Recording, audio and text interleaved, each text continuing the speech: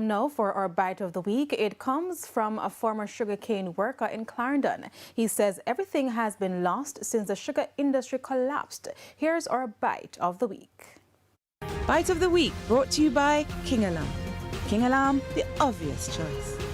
So you see, when the sugar locked down, everything dead. All my wife gone left me. When the sugar dead. You understand? When I run Ghana country, gone live with another man in Manchester who are playing food. So I don't make no money again to support him.